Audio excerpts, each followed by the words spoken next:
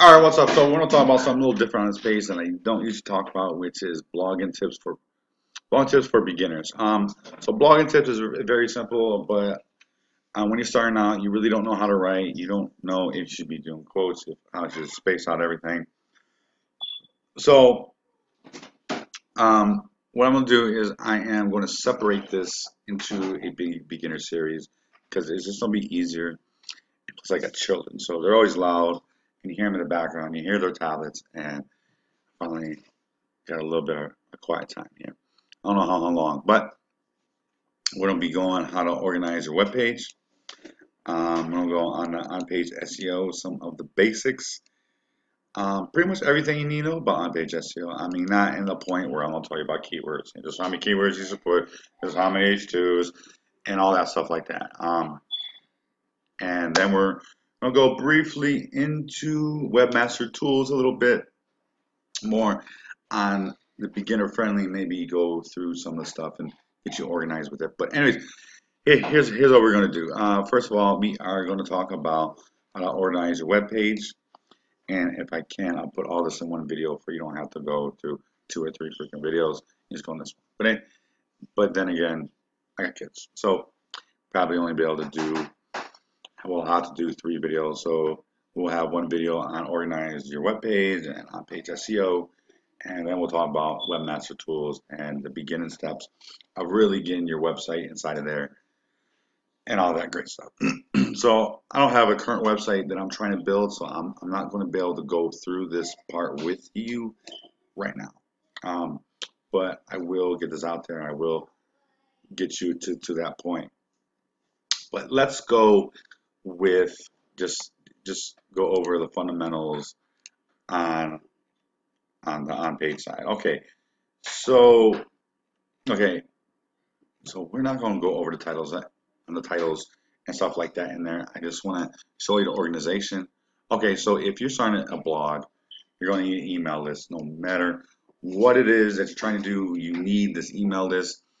I will show you the plugin that I use, and you don't have to use any landing pages like Optimize Press.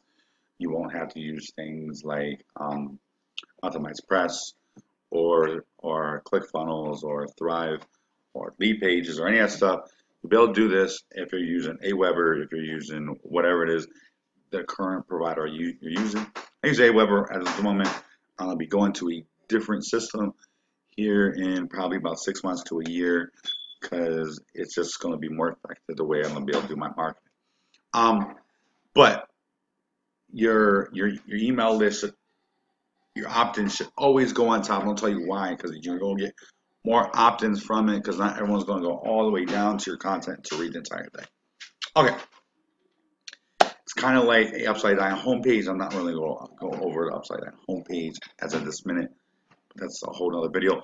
But look, so when you're actually organizing your content, so this is about organizing your content, okay, right? First of all, you want to make it readable for the reader, not for you, and you don't want to jam every single thing into one paragraph. So if you was reading a book or an ebook, would you want to read an entire 35-page book or ebook and it's all jammed together? It has no quotes in it. It has no indentions, or I don't even know what the hell you call them things, but on an English sense where you have your paragraphs and you have your indents and you have everything separated for it's readable for the reader and not for you. So everything's got to be done for the reader. So what I usually do, and I don't usually always put quotes in the beginning, except in this one I did. So I can probably hear my daughter in the background crying. But anyways, so what I usually do is make a paragraph, and I usually do this a lot, and I like if any results at all, and I usually kind of get hints at you in the beginning. This way, okay, you're looking in because your first paragraph and this right here is going to get people if they're going to read more, if they're just going to scroll down all the way down to the bottom, and you're going to need bullet points and numbers and lists and things people can easily soak in, right? So when I'm going in, like I'm not gonna read the whole thing, but you can more than likely read this after I'm done, after the blog post goes out. But then I separate everything like this is pretty much just an introduction. When I talk about copywriting, it's like 5 steps to every blog post that I do, like every single one. I follow this to the T, and what I usually do is I tell a story, um, then I go into the content, and well, I'll click like you need to get to click. Then it's telling your story, then the content, then the transition, then the pitch, whatever it is that you're trying to get people to do, right? Um, so next is your first section, right? In your first section, depending on how you want to do the images, I don't always do the images exactly the same way. So sometimes I have this to the left, sometimes I have it to the right. As you see, I add a lot of quotes, especially when the things I'm talking about, like here, I'm gonna tell you why, I'm gonna tell you that at the end, right? And it keeps them entertained until the end. Like, okay, well now why don't you do this? Why don't you do shout out for shout out on your page, right? So you keep them running, and all those go all the way down to the end to find out. As I said, so you don't want to create lists. Oops, I probably could have did this a little different. Maybe spread that one out a little bit more. Probably could have did some more spacing in here, but you're really getting to understand like on this one, I'm really not to do SEO for you. I'm just you can just come here and just analyze the page really. And as I said, you want to make it readable for the reader, and you're not doing it for you. You're doing it for the person that's going to read it. You're just the one writing it and helping and giving value, right? And so your next part, as you see, I did create a lot of this on this because it's a very big topic, and it's hard to cover everything inside of this post. Just for the reason, for me, it's like, okay, you don't do this, but you don't do this. But well, you know what? I'll just have had a thought. But anyways, um, so then we'll go into another section, an image, and you see I like to put a lot of quotes in here and give it that nice bold feeling. Okay, we're going on to the next section, yada yada. Um, but anyways, you can soak all this in and just give it a big, just analyze it throughout everything because I'm not really going to go into the influencer marketing, but I want to tell you, you need to create lists. You need to space out your paragraphs and don't just clump them all together. And create lists either with numbers, either with bullet points. Then you always want to have your call to action. So if you have, there's actually a plugin on WordPress for recent posts. You can add that. I just do it myself. I'm like, I don't need a plugin to do it for me. I just do it for the way that the posts I want, the ones I recommend that I want to. Now, on